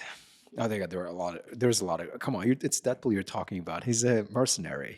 There's a lot of killing, obviously. Yeah, there were ladies, so we decided not to watch it. Yeah, yeah. Ladies actually don't mind it. They like it. But They love it. There you go. I mean, it's they, yeah, they got a darker mind than us. Like we think that we're all uh, naive and not into blood and horror, but they love it. They like it. yeah. They like it. Boy. Anyway, sure, sure. So, what are some activities you want to do once you get to the US? Well, I want to join a basketball varsity team, Mm-hmm. and then I want to hit gym Mm-hmm. regularly. Yeah, that those are my two top priorities, and Uh, probably get internship in companies, mm-hmm. top companies. Any like places you want to visit, like landmarks? I want to visit California. Mm-hmm. Yeah, I've actually did a research, and it says that California is the most beautiful state in the United States. California went up in ashes. Like, is there any California left there? No, it's fake. Mm-hmm. It's fake news. How's that? Yeah, it's fake. You mean there are It's, no? it's AI generated. You mean those wildfires aren't Yeah. actually real? Yeah, they're AI Why generated. would they make them up? Um, I heard that it's either AI generated or they're making movie. Yeah.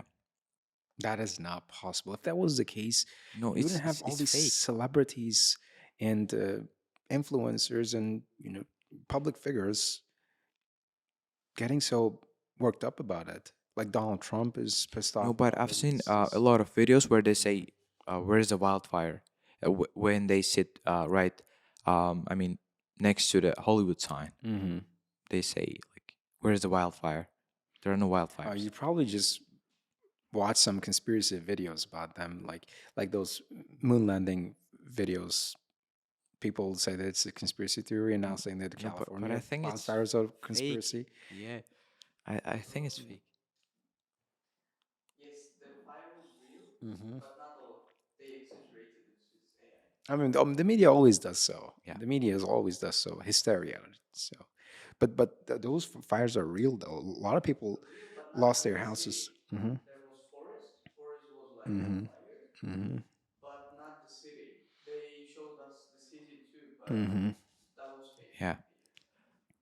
So there is California, so I can visit it. Mm-hmm. Right. Sure, but that part still needs fact checking. I don't really follow the news. I haven't lately been following the news, except for Donald Trump getting reelected and his inauguration whole deal, right? And some videos showing the situation in California. And I've heard about it on podcasts too. Like Mel Gibson was on Joe Rogan podcast talking about it, and he he said that he literally lost his house. So I In don't think, fire? yeah, to fire, to one of those wildfires. I don't think that guy is lying. He'd be lying. Yeah, probably it's exaggerated. Yeah. Most probably. Yeah, I agree with the exaggeration part because people always exaggerate, right? It's Yeah. human nature to exaggerate things, blow things out of proportion. But with Mel Gibson losing his house to a wildfire, I don't think this guy is capping. Right. Now we're about to wrap this up. In the final chapter of the podcast, we talk a little bit of philosophy. So there's a set of 30 questions I want to ask you before we end this episode. Right. My first question here is your personal philosophy. So, what is your philosophy at this point in life? Well, my philosophy is everything happens for a reason. Mm-hmm. I think that everything in this world in this universe is interconnected. Mm-hmm. I can give examples. For example, uh, you didn't catch a bus, Mm-hmm. and then later that day, it had a road accident. So it means that God saved you from, Mm-hmm. dying. Mm-hmm. Yeah, everything happens for a reason, and um, not everything comes to destroy you. Mm-hmm. It either shows you, true nature of things, and also comes you as an opportunity to improve yourself. Mm-hmm. Yeah. To try to look for meaning and wisdom behind Yeah. things that come to pass. Yeah, just believe in God's plan. Mm-hmm. Everything is perfectly planned. Mm-hmm. Yeah. Right. Yeah, I agree with this point. It's also my belief that this universe is an infallible equation with Mm. innumerable variables, innumerable set of variables, and that there are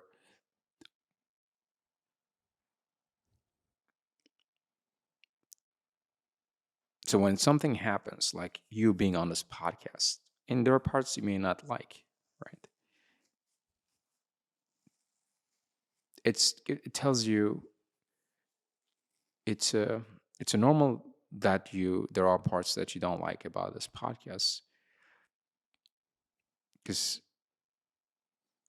this very understanding realization then propels you to take action that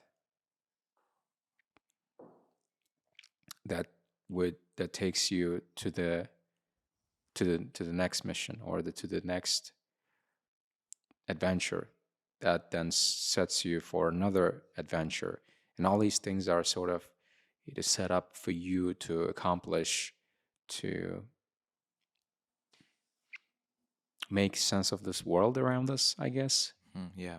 Right. And sometimes we just don't have the wisdom or the knowledge to comprehend the the true meaning of these events. Yeah. But if you really pay attention, things do add up. Things do make sense. You being here or me being here talking to you, all these things happening, they're like meant to happen. It's only later on that we, after some reflection and introspection, we realize why they happened in the first place. Right. Yeah. It's a very profound realization. At the same time, there are a lot of people out there who would disagree with what we're saying, and they think this idea, the philosophy we're sharing, leaves no room for personal choice or freedom, free will. So if everything is preordained, then where does that leave free will? Are we just some bots operating, running on those variables that we talked about? Yeah. Well, this is where I'd like to think. This is where choice comes in. This is where the idea of choice comes in, where you are presented with a number of options, maybe like an incalculable, infinite number of options, and you get to pick one, and that option takes you to another option. And then there is someone who's so capable and so powerful that they know how all these options play out. Yeah. There is someone. Right, right? And that infinite seems finite to that being Yeah. or entity, right? But in our eyes, that translates to free will, the ability to be able to choose from infinite number of options, if that makes sense, Yeah. right? So, what's one piece of advice you'd give to your younger self? You're still young, but if you could go back in time and talk to your 14, 13-year-old self or 15-year-old self. Well, I'd say don't make impulsive, decisions. Mm-hmm. Yeah. Like, It's typical for youngsters uh-huh. to make rash decisions. They don't consider, pros Mm-hmm. and cons, and it can come with, unbearable consequences. Like spending 6 months of your life Yeah, playing video yeah, games. yeah. And also, you may hurt someone with saying, inappropriate words. Mm-hmm. You may not realize it, and at the time you may be angry, but then you realize that you did a wrong. Mm-hmm. What you did was wrong. Mm-hmm. Yeah, but it can have, just disastrous consequences. I mean, that thing you're talking about, upsetting people, actually happens to you at all stages of life. Yeah. What's important is that when you realize you've caused offense, you've made someone upset, will you go and apologize or pretend like nothing happened? Well, That's you may apologize. You may apologize, but who apologize you? I mean, hmm um, is that only you who should ask for forgiveness? hmm Is it only you? well, if you're the one at fault, then yes, a lot of people would just. What if the other, person is not, stubborn, doesn't admit his or her faults? But we're talking about you making people upset, not people making you upset, or you Yeah, both make each other upset. Is that? It's like when you talk about you're mutual talking about like conflict. asking for an apology. hmm Yeah, Like you said, when you're young, you make rash decisions, make yeah. a lot of people upset, and when that happens, I was just saying this is something that happens much later in life too. When you're old, You it happens. you just gotta try to avoid them. hmm Yeah, Avoid them. What I'm trying to say is hard to avoid those things. Like I always tell myself, I'm gonna be a nice person to all our teachers here. the But same. next thing you know is I'm yelling at them, I'm calling them names, and then later I go on to apologize. But Yeah, but I admit, as I grow older, I become wiser and kinder and more understanding of people, and try mending my ways. But it's it's really hard to be nice at all times. yeah, What I've learned is I can't all the time be nice, but what I can do is when I make you upset, I am okay, comfortable, and to go and ask forgiveness, seek apologize. yeah, So, and that is what I'm trying to say. It's really important that you, yeah, even if you are aren't able to do something about this character of yours, you upsetting people, rubbing them the wrong way, it's just you can still go and ask apology. It's still never late to go and ask apology, yeah. It's never late. right? And another advice I'd give Mm-hmm. is, don't regret anything you do. Mm-hmm. Anything. Personally, I don't regret anything because, Not even wasting 6 months of your life playing yeah, video games. yeah, of course, I wouldn't join SAT team probably then. Uh huh. Um, as I said earlier, my philosophy is everything happens for a reason. So I don't regret anything. Mm-hmm. It's true that I get upset, I get discouraged, I get disheartened. It's our true nature of humans. But you shouldn't regret. I'd say that. Mm-hmm. Right. And what's something you would tell your future self? You are, say, a week from now, you're going to be watching this podcast, and the guys, your future self, is watching you. What would something you would tell to him? Or maybe in 10 years, 20 years from now, you might want to come back and, you know, revisit all chapters. Yeah. Um, so, what's something you'd say to that guy? I'd say, did we make it? Kinda. Did we make it? Did we achieve that goal? Because we have an ultimate goal. Did we Uh-huh. achieve it? Right. Are you making progress? Yeah. If the future self is watching him right now, Mr. Niyozbek, if you're watching you right now, the younger you, leave a comment in the comment section. Answer his question in the comments. Yeah. It was smooth. Right. Yeah, what you said was smooth. Yeah. Right. So we are about to wrap it up. Do you have any final remarks you want to make before we end it? No, I don't.